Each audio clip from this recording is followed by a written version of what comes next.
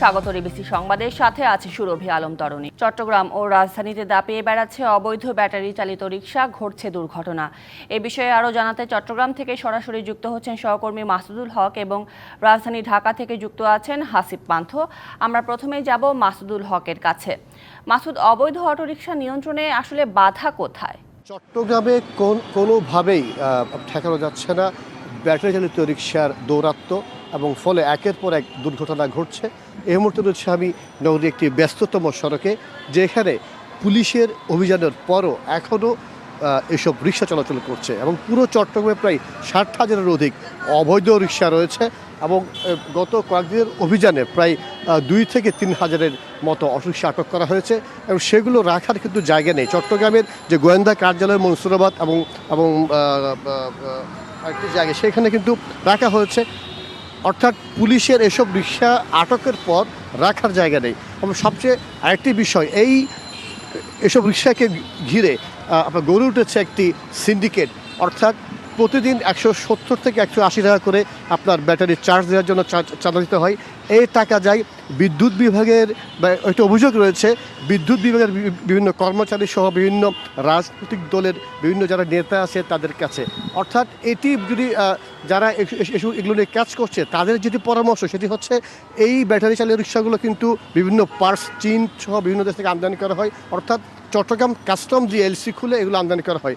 সুতরাং এনবিআরের যে একটা নির্দেশনা রয়েছে বা এনবিআর একটি কোড রয়েছে, ওই সমস্ত আমদানি পার্টসগুলো আমদানি যাতে করতে না পারে সেজন্য যদি দ্রুত ব্যবস্থা গ্রহণ করা না হয়, সেই ক্ষেত্রে এটি আসলে বন্ধ করা যাবে না। তো যেমনটি বলছিলাম, এইসব রিকশার জন্য চট্টগ্রামে একের পর এক বাড়ছে দুর্ঘটনা, এবং এটি একটি মৃত্যু ফাঁদ। এটি শুধু রিকশা নয়, একটি মৃত্যু ফাঁদ। এখানকার সাধারণ মানুষ এটি বন্ধের তারা দাবি জানিয়েছে। তো এই ছিল আমার কাছে চট্টগ্রাম থেকে খবর। মাসুদুল হক, ধন্যবাদ আপনাকে। এই বিষয়ে আরও জানাতে জাতীয় প্রেস ক্লাবের সামনে রাস্তা থেকে যুক্ত হচ্ছেন সহকর্মী হাসিব পান্থ। হাসিব, অভিযানে ব্যাটারি চালিত অনেক রিকশা তো জব্দ করা হলেও কোনোভাবেই কিন্তু তা বন্ধ করা যাচ্ছে না, এইসব দৌরাত্ম্য। এ ব্যাপারে কি বলছে ট্রাফিক পুলিশ, জানাবেন রাজধানীবাসীর প্রতিক্রিয়াও। যেমনটি বলছিলেন, আসলে অভিযান চালাচ্ছে বিভিন্ন ডাম্পিং সেন্টারেও দেখা যাচ্ছে যে তাদের বিভিন্ন ব্যাটারি চালিত যে রিক্সাগুলো রয়েছে সেগুলো সেখানে আটকানো হচ্ছে, তারপরে কিন্তু থামছে না। যদি আমি একটু আমার পেছনে চিত্র দেখাই, যে প্রতিনিয়ত কিন্তু আসলে একটি ব্যস্ততম জায়গা এই প্রেস ক্লাব। এখান থেকে কিন্তু সচিবালয়, পাশাপাশি বিভিন্ন জায়গাতে এখান থেকে মুভ করে অনেকেই। তো ঠিক সেই জায়গাতেই দেখুন, প্রতি গড়ে কিন্তু আসলে 10টা রিক্সার মধ্যে প্রায় 5টা রিক্সাই কিন্তু ব্যাটারি চালিত, এবং তারা তাদের যে স্পিডে চলাচল করছে। এর আগেও কিন্তু আমরা দেখেছি গণমাধ্যমে সারা দেশে কিন্তু বেশ প্রচারিত হয়েছে ঘটনাগুলো, যেমনকি কিছুদিন আগে চট্টগ্রামে একটি দুর্ঘটনা ঘটেছে। এছাড়াও রাজধানীতে প্রতিনিয়তই কিন্তু দুর্ঘটনা ঘটছে। ট্রাফিক পুলিশ তবে এজন্য বেশ বিকল্প কিছু পদ্ধতি অবলম্বন করছে। ডাম্পিং সিস্টেম সহ রাস্তার মধ্যে তারা অনেকভাবে কিন্তু আসলে বাধা দেওয়ার চেষ্টা করছে। তবে কিছু ক্ষেত্রে কিন্তু আসলে তারা বেপরোয়া হয়ে উঠছে, এমনকি তারা পুলিশকেও মানছে না, কিছু ক্ষেত্রে শোনা যাচ্ছে। তবে বিশেষ অভিযানও কিন্তু প্রতিদিন চালানো হচ্ছে। এক পর্যায়ে বিভিন্ন গ্যারেজেও কিন্তু অভিযান চালানো হচ্ছে। এই যে দাপিয়ে বেড়ানোর যে বিষয়টি, এবং সাধারণ যাত্রীরা যারা রয়েছেন তারা প্রাথমিক অবস্থায় কিন্তু আসলে যাত্রীরা চাই যে একটু দ্রুত, যেহেতু যানজটের নগরী, একটু দ্রুতই তারা একটু এক জায়গা থেকে অন্য জায়গায় মুভ করবে। কিন্তু সেই দ্রুততা যার জন্য কিন্তু আসলে যে গতি বা যে ধারাবাহিক সেটা কিন্তু আসলে মেনটেন করতে পারছে না, যার কারণে তারা অটোরিকশায় উঠে এক পর্যায়ে দেখা যাচ্ছে যে তারা বিভিন্ন মোড়ের মধ্যে, কিংবা তারা ফাঁকা রাস্তাতে হোক কিংবা কিছু যানজট হোক, তারা তাদের ইচ্ছা মতো বিভিন্ন গতিতে তারা এভাবে চালিয়ে তাদের যাচ্ছে। এবং দেখা যাচ্ছে কি, সামনে থেকে একটি গাড়ি আসলে তখন তারা ব্রেকিং সিস্টেমটা যেহেতু দুর্বল, সেহেতু তারা দুর্ঘটনার কবলে পড়ছে। এতে কিন্তু আসলে যাত্রীদেরও যেমন ক্ষতি হচ্ছে, তেমন যিনি চালাচ্ছেন তারও ক্ষতিগ্রস্ত হচ্ছেন। সর্বশেষ কিন্তু আসলে যারা ট্রাফিকের ঢাকাতে যারা ট্রাফিক জন্য বিভিন্ন অফিসাররা রয়েছেন, বিভিন্ন ট্রাফিক পুলিশের ট্রাফিক ইন্সপেক্টর রয়েছেন, তারা চেষ্টা করছেন যেন দ্রুতই এই অবৈধ ব্যাটারি চালিত রিক্সাটি বন্ধ করা হয়, যাতে করে কোনো প্রকার শহরে যানজটের সৃষ্টি না হোক কিংবা কোনো ক্ষতিগ্রস্ত না হোক। তবে সাধারণ মানুষও জানাচ্ছেন এমনকি যে আসলে তারা অতিরিক্ত মাত্রায় বেড়ে গিয়েছে। সব মিলিয়ে কিন্তু আসলে রাজধানীর এই যানজটের নগরীতে আরও বেশি যানজটও কিন্তু লেগে যাচ্ছে বলে অনেক মানুষ আশা করছেন যে এই অটোরিকশার কারণে যানজটের মাত্রাও বেড়ে যাচ্ছে দিনকে দিন। সব মিলিয়ে রাজধানীর সর্বশেষ পরিস্থিতি থেকে জানাচ্ছিলাম জাতীয় প্রেস ক্লাব থেকে। হাসিব পান্থ, ধন্যবাদ আপনাকে। জাতীয় ঐক্যমত্য কমিশনের সংস্কারের দিকে তাকিয়ে থাকবে না নির্বাচন কমিশন। নিজেদের ক্ষমতার মধ্যে যা যা আছে তা নিয়ে ভোটের প্রস্তুতি নিচ্ছে ইসি। বৃহস্পতিবার নির্বাচন ভবনে বাংলাদেশে নিযুক্ত অস্ট্রেলিয়ার রাষ্ট্রদূত সুশান রায়থিলার সঙ্গে সাক্ষাৎ শেষে সাংবাদিকদের এসব কথা বলেন প্রধান নির্বাচন কমিশনার এএমএম নাসির উদ্দিন। বলেন, সুষ্ঠু ও অংশগ্রহণমূলক নির্বাচন আশা করে অস্ট্রেলিয়া। ভোটার তালিকা হালনাগাদ সহ আন্তর্জাতিক পর্যবেক্ষকদের নিয়েও আলোচনার কথা জানান সিইসি। তিনি বলেন, রাজনৈতিক বিষয়ে উদ্যোগ নেবে ঐক্যমত্য কমিশন, সে নিয়ে কথা বলতে চায় না ইসি। তবে ভোটের প্রস্তুতিতে নির্বাচনের আগে যা যা করা দরকার নিজেদের ক্ষমতা বলে সেসব কাজ সম্পূর্ণ করছে ইসি। নাসির উদ্দিন আরও বলেন, নির্বাচনের লক্ষ্যে নির্বাচন কমিশনের কেনাকাটার কাজ শুরু হয়েছে। এছাড়া সীমানা নির্ধারণে আইন পরিবর্তন দরকার।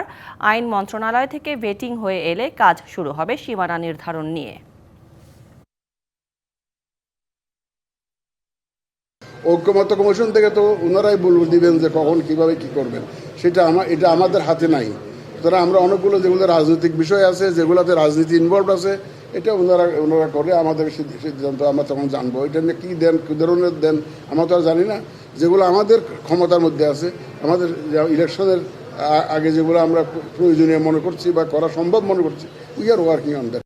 ঢাকা দক্ষিণ সিটি কর্পোরেশনের মেয়র হিসেবে নির্বাচনী ট্রাইব্যুনালের রায় পাওয়ার পর গেজেটের ব্যাপারে জানতে প্রধান নির্বাচন কমিশনার এএমএম নাসির উদ্দিনের সঙ্গে সাক্ষাৎ করেছেন ইশরাক হোসেন। দুপুরে রাজধানীর আগারগাঁওয়ে নির্বাচন ভবনে তিনি সিইসির সঙ্গে দেখা করেন। পরে ব্রিফিংয়ে ইশরাক হোসেন জানান, গত 15 এপ্রিল রায়ের কপি পেয়েছে নির্বাচন কমিশন। কপি পাওয়ার পর 10 কার্যদিবসের মধ্যে গেজেট প্রকাশের বাধ্যবাধকতা রয়েছে। সেই হিসেবে আগামী মঙ্গলবার এই সময় শেষ হবে। ইশরাক আরও জানান, গেজেট প্রকাশের পর তিনি আইনজীবী প্যানেল নিয়ে বিস্তারিত জানাবেন। ফাইলটা আসছে, এখানে এরপরে একটা গ্যাজেট হবে, সেটার একটা টাইম ফ্রেম আছে। তারপরে গতকালকে নিউজ আপনারা জানেন যে একটা মতামতের জন্য আইন মন্ত্রণালয়ে পাঠানো হয়েছে। তো সেটারই একটা ফলো আপ আমাদের ইন্টারনাল ডিসকাশন বলেন, বা আমি যেহেতু এখানে মূল ছিলাম, বাদী ছিলাম, আমার তো একটা এই যে কি হচ্ছে সেটা আপডেট নেওয়ার একটা বিষয় থাকে, সেগুলোর জন্য আর কি। স্বপ্ন না থাকলে কোনো কিছু অর্জন করা সম্ভব নয়। কাতার বিশ্ববিদ্যালয়ে 3-0 তত্ত্ব নিয়ে শিক্ষার্থীদের সঙ্গে মতবিনিময়ে বললেন অন্তর্বর্তী সরকারের প্রধান উপদেষ্টা ডক্টর মোহাম্মদ ইউনূস। কল্পনাকে সবচেয়ে শক্তিশালী আখ্যা দিয়ে নোবেলজয়ী ডক্টর মোহাম্মদ ইউনূস বলেন, কল্পনাপ্রবণ আর উদ্যমী তারুণ্যই বদলে দিতে পারে আগামীর বিশ্ব, যেখানে শূন্য কার্বন নিঃসরণ, শূন্য দারিদ্র্য আর শূন্য বেকারত্ব বিরাজ করবে। কল্পনা শক্তির কোনো সীমানা নেই। কল্পনা হলো সবচেয়ে শক্তিশালী। কল্পনাপ্রবণ আর উদ্যমী তরুণরাই বদলে দিতে পারে আগামীর বিশ্ব, যেখানে শূন্য কার্বন নিঃসরণ, শূন্য দারিদ্র্য আর শূন্য বেকারত্ব বিরাজ করবে। এক দফার আন্দোলনে বিজয়ী হলেন খুলনা প্রকৌশল ও প্রযুক্তি বিশ্ববিদ্যালয় কুয়েটের শিক্ষার্থীরা। তাদের তোপের মুখে পদত্যাগে বাধ্য হলেন উপাচার্য মোহাম্মদ মাসুদ। পদত্যাগ করেছেন উপাচার্য এসকে শরীফুল আলমও। কোনো বিশ্ববিদ্যালয়ে যদি স্বৈরাচার আবারও মাথা চাড়া দিয়ে ওঠে, তা প্রতিরোধের ঘোষণাও দিয়েছেন শিক্ষার্থীরা। এদিকে অব্যাহতি দেওয়ার পদক্ষেপকে ন্যায় বিচারের পরাজয় আখ্যা দিয়েছেন শিক্ষক সমিতি। উপাচার্যের পদত্যাগের এক দফা নিয়ে আন্দোলনে নেমেছিলেন কুয়েটের শিক্ষার্থীরা। আন্দোলনকারীদের একাংশ বসেছিলেন আমরণ অনশনে। এই কর্মসূচির সঙ্গে সংহতি জানিয়ে অনশন ও বিক্ষোভ চলে ঢাকা, রাজশাহী, চট্টগ্রাম সহ বিভিন্ন বিশ্ববিদ্যালয়ে। ভেতরে বাইরে অনেক নাটকীয়তার পর শিক্ষা মন্ত্রণালয়ে পদত্যাগপত্র জমা দেন উপাচার্য মুহাম্মদ মাসুদ। পদত্যাগ করেছেন উপাচার্য এসকে শরীফুল আলমও। ভিসি প্রভিসির পদত্যাগের প্রক্রিয়া শুরু হয়েছিল বুধবার রাতেই। খবর পেয়ে 58 ঘণ্টার অনশন ভেঙে ক্যাম্পাসে উল্লাস করেন আন্দোলনকারীরা। 2 মাসেরও বেশি সময় আন্দোলনের পর শান্ত কুয়েট ক্যাম্পাস। আন্দোলনকারীরা বলছেন, আগামী দিনেও কোনো বিশ্ববিদ্যালয়ে যদি স্বৈরাচার আবার মাথাচাড়া দিয়ে ওঠে, শিক্ষার্থীরা প্রতিরোধ করবে। আমরা যে কাজটা করেছি, প্রতিটা বিশ্ববিদ্যালয় প্রতিটা স্বৈরাচারের বিরুদ্ধে ইনশাআল্লাহ সবসময় এরকম সজাগ থাকবে এবং তাদের প্রয়োজনে আমরা সবসময় সচেষ্ট ভূমিকা পালন করব। যে ভিসি ছাত্রদের পালস বুঝবে, যে ভিসি আমাদের রাজনীতি মুক্ত ক্যাম্পাসে রাজনীতি আনার চেষ্টা করবে না, এমন ভিসি আমরা চাই। আমরা এমন একটি ক্যাম্পাস চাচ্ছি যেখানে হচ্ছে এরকমভাবে আর কেউ কখনো বহিরাগত হোক বা ভিতরের হোক, কেউ কখনো হামলা মামলা এসবের কখনো আর শিকার হবে না আর কি। ভিসি প্রভিসিকে অব্যাহতি দেওয়ার পদক্ষেপকে ন্যায় বিচারের পরাজয় বলছে শিক্ষক সমিতি। সুষ্ঠু তদন্ত ছাড়া চাপের মুখে ভাইস চ্যান্সেলর ও প্রো ভাইস চ্যান্সেলরের অব্যাহতি সিদ্ধান্তে মূলত ন্যায় বিচারের পরাজয় হয়েছে। জুলাই গণঅভ্যুত্থানের দীর্ঘ 8 মাস পরেও যদি শিক্ষা প্রতিষ্ঠানে এহেন কার্যক্রম চলতে থাকে, তা শুধু বিশ্ববিদ্যালয় নয়, সমগ্র বাংলাদেশের রাষ্ট্রীয় শৃঙ্খলা ভেঙে ফেলতে পারে জানিয়ে শিক্ষক সমিতি উদ্বেগ প্রকাশ করছে। 18 ফেব্রুয়ারি কুয়েটে ছাত্র রাজনীতি বন্ধের দাবিকে কেন্দ্র করে সংঘর্ষের ঘটনায় শতাধিক শিক্ষার্থী আহত হন। ঘটনার জেরে 37 শিক্ষার্থীকে বহিষ্কারও করা হয়েছিল। এর প্রতিবাদে এক দফার আন্দোলনে নামেন কুয়েট শিক্ষার্থীরা। DBC news desk. জেলায় জেলায় সংকট সমস্যা, তা থেকে উত্তরণের চ্যালেঞ্জ আর সম্ভাবনার কথা তুলে ধরতে চলছে ডিবিসি এক্সপ্রেস। বিশেষ এই আয়োজনে মতামত থাকছে তৃণমূল থেকে শুরু করে নীতি নির্ধারকদের। আজ সারাদিন ডিবিসি এক্সপ্রেস আছে উত্তরের জনপদ রংপুরে। জেলা সাধারণ নাগরিকদের যে সমস্যা সমাধান এবং সেটার চ্যালেঞ্জ এবং সম্ভাবনা নিয়ে আজ ডিবিসির বিশেষ আয়োজন ডিবিসি এক্সপ্রেস। আজ সারাদিন ছিলাম এই রংপুর জেলায়, সেখানে বিভিন্ন সমস্যা যে সমাধান সেটা খুঁজে বের করার চেষ্টা করেছে এবং কি সাধারণ মানুষ তুলে ধরেছেন। তার মধ্যে যে শিল্পাঞ্চল গড়ে না ওঠায় বেকারত্ব বৃদ্ধি পেয়েছে সেই বিষয়টাও কিন্তু একটি গুরুত্বপূর্ণ বিষয় এই রংপুর জেলা। যেহেতু একটি তথ্য দিয়ে রাখি, এখানে একটি চিনি কল ছিল, সেটাও কিন্তু বন্ধ হয়ে গেছে এবং কি একটি বিড়ি প্রতিষ্ঠান রয়েছে, সেটাও বন্ধ হয়ে যাওয়ার পথে। তাই সাধারণ যারা আছেন সেখানে কিন্তু বেকারত্ব বেড়েছে। সেই বিষয়ে জানতেই কিন্তু আমাদের সঙ্গে যুক্ত আছেন এই হারগাছ এলাকার বাসিন্দারা। তারা বলবেন এখানে শিল্প অঞ্চল কেন চ্যালেঞ্জের মুখে পড়েছে। বিশেষ করে এখানে পানি, গ্যাস এবং কি বিদ্যুৎ পৃথক নীতি না থাকার কারণে কিন্তু মূলত এই শিল্পাঞ্চল গড়ে উঠতে পারেনি। সম্ভাবনা থাকলো। একটু জানতে চাচ্ছিলাম আপনাদের কাছে যে শিল্পাঞ্চল কেন গড়ে ওঠেনি বা এটার কারণটা যদি একটু বলতেন।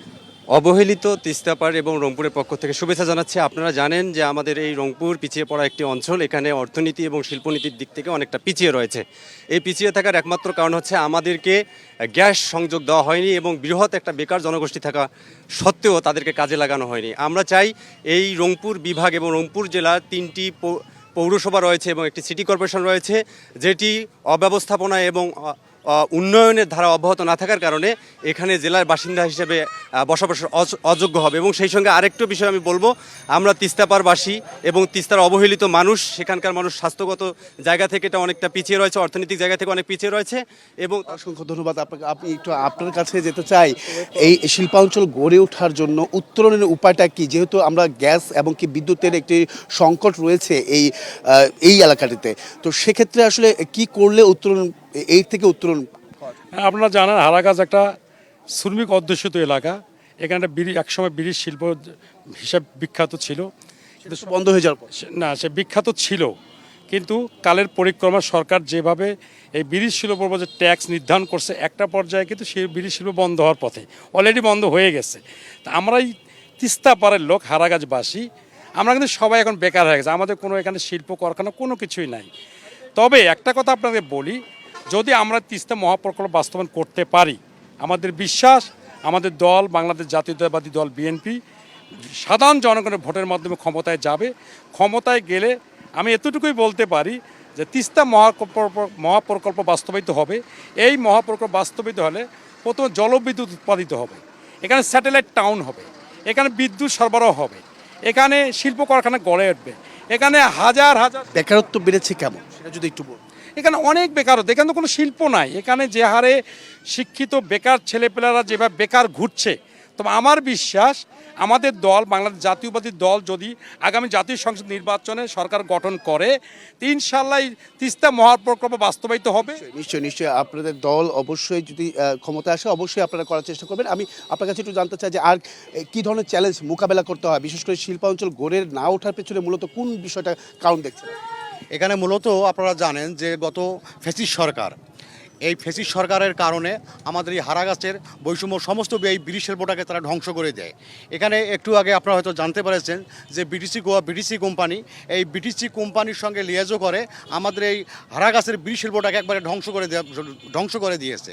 তাই এখানে কোনো শিল্প কলকারখানার কোনো নেই, এখানে নাই। এখানে যদি এখানে একটু আগে আপনারা শুনেছেন যে এমদাদুল হক ভরসা সাহেব, উনি বলেছেন যদি বিএনপি ক্ষমতা যায় ধন্যবাদ আমাদের কাছে সংক্ষিপ্ত সময়ে এই সময়টুকু তে আসলে বিভিন্ন বিষয় যে উত্তরণের বা শিল্পাঞ্চল গড়ে ওঠার পেছনে কী কী কারণ সেসব বিষয় তুলে ধরার চেষ্টা করেছি। সে বিষয়ে আরেকটি বিষয় জানিয়ে রাখি যে এই শিল্পাঞ্চল গড়ে ওঠা কিংবা স্বাস্থ্য খাতের সেবা উন্নয়ন করা কিংবা তিস্তা নদীর যে নদী ভাঙ্গন বা সাধারণ মানুষ যারা আসলে অনেক সমস্যা জর্জরিত সেই সব বিষয়ে জানতে আমাদের সঙ্গে যুক্ত হবেন রাত 9টায় এখানকার রংপুর জেলা প্রশাসক। তিনি জানাবেন সব কিছু কীভাবে উত্তরণের মাধ্যমে তারা কতটা কোন সুফল পথ খুঁজছেন। সঙ্গে থাকুন ডিবিসি এক্সপ্রেসের। বাবার ঠিকাদারি লাইসেন্স নিয়ে ক্ষমা চেয়েছেন স্থানীয় সরকার, পল্লী উন্নয়ন ও সমবায় মন্ত্রণালয়ের উপদেষ্টা আসিফ মাহমুদ সজীব ভুঁইয়া।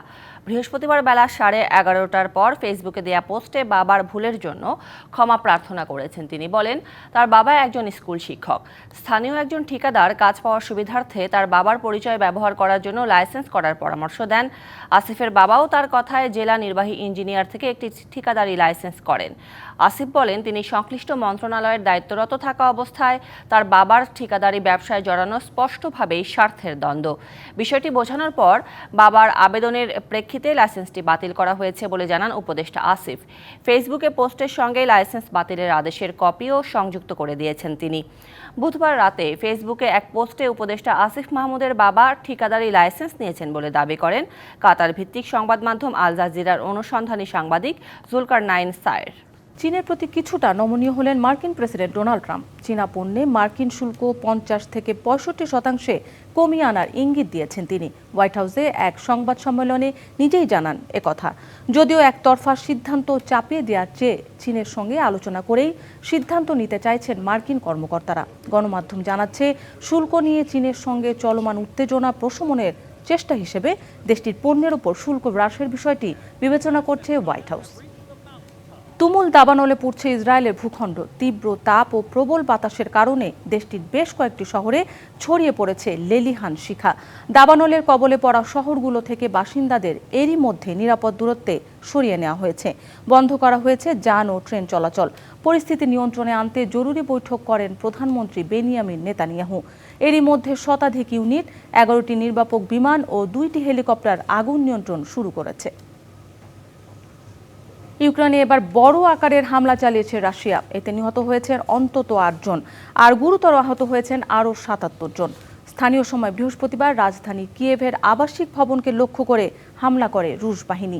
এতে ক্ষতিগ্রস্ত হয়েছে বহু ভবন ও স্থাপনা সহ একটি স্কুল। হামলার কারণে ঘটে অগ্নিকাণ্ড। এদিকে দক্ষিণ আফ্রিকার সংক্ষিপ্ত সফরে গেছেন ইউক্রেনের প্রেসিডেন্ট ভলোদিমির জেলেনস্কি। দেশটির প্রেসিডেন্ট সিরিল রামাফোসার সাথে রাজধানী প্রিটোরিয়ায় বৈঠক করেন তিনি। শেষবারের মতো পোপ ফ্রান্সিসের মরদেহ দেখতে আজও ভিড় করছেন হাজারো শোকাহত মানুষ। বুধবার ভ্যাটিকানের সেন্ট পিটার্স ব্যাসিলিকায় পোপের মরদেহ আনা হয়। এদিকে পোপের মৃত্যুতে পুরো বিশ্ব যখন শোকে কাতর, তখন শুধু ফিলিস্তিনের পক্ষে অবস্থান নেয় বৈরী আচরণ করছে ইসরায়েল। বুধবার শোভাযাত্রার মাধ্যমে পোপের মরদেহ নেওয়া হয় ভ্যাটিকানের সেন্ট পিটার্স স্কোয়ারের ব্যাসিলিকায়। এরপর থেকেই তাকে শেষবারের মতো দেখতে সেখানে ভিড় করছেন হাজারো মানুষ। শেষকৃত্যে রীতিনীতি সহজ করতে পোপের মরদেহটি কাঠের একটি খোলা কফিনে রাখা হয়েছে। বাতিল করা হয়েছে সাইপ্রেস কাঠ, সীসা ও ওক কাঠ দিয়ে তৈরি কফিন রাখার 100 বছরের ঐতিহ্য। এদিকে পোপ ফ্রান্সিসের মৃত্যুতে বিশ্ব যখন শোকে স্তব্ধ, তখন বৈরী আচরণ করছে ইসরায়েল। পোপের মৃত্যুতে সামাজিক যোগাযোগ মাধ্যম এক্সে শোকবার্তা দিলেও পরে তা মুছে ফেলে দেশটি। কূটনৈতিক মিশনগুলোকেও সব শোকবার্তা মুছে ফেলার ও ভ্যাটিকানের দূতাবাসগুলোর শোক বইয়ে স্বাক্ষর না করার নির্দেশ দেওয়া হয়েছে। দেশটির প্রেসিডেন্ট আইজাক হেরজগ শোকবার্তা দিলেও প্রধানমন্ত্রী বেনিয়ামিন নেতানিয়াহু এ বিষয়ে এখনও নীরব। 100 বছরের রীতি ভেঙে ব্যাসিলিকা অফ সেন্ট মেরি মেজরে শনিবার সমাহিত করা হবে পোপ ফ্রান্সিসকে। পোপের শেষকৃত্যে অংশ নেবেন বিশ্ব নেতারা। মৌসুমী শান্তা, ডিবিসি নিউজ ডেস্ক। ঘুষ ও বিশ্বাসভঙ্গের মামলায় অভিযুক্ত হলেন দক্ষিণ কোরিয়ার সাবেক প্রেসিডেন্ট মুন জায়ে-ইন। রাষ্ট্রীয় এয়ারলাইন্সে নিজের মেয়ের জামাইকে চাকরিতে নিয়োগ দিতে ঘুষ দেওয়ার অভিযোগ উঠেছে তার বিরুদ্ধে। মামলার শুনানিতে প্রসিকিউশন বলেছে, যোগ্যতা না থাকা সত্ত্বেও মেয়ের জামাই সিওকে একটি রাষ্ট্রীয় এয়ারলাইন্সের প্রধান নির্বাহী পদে নিয়োগে হস্তক্ষেপ করেন সাবেক প্রেসিডেন্ট মুন। দায়িত্ব নেওয়ার পর তিনি সঠিকভাবে দায়িত্ব পালন করেননি বলে অভিযোগপত্রে উল্লেখ করা হয়। ডিবিসি আন্তর্জাতিক সংবাদে এই ছিল এখনকার মতো। ডিবিসি নিউজের সংবাদগুলো পড়তে ভিজিট করুন dbcnews.tv আর ভিজিট করুন ডিবিসি নিউজের ফেসবুক পেজ এবং ইউটিউব চ্যানেল। সঙ্গেই থাকুন।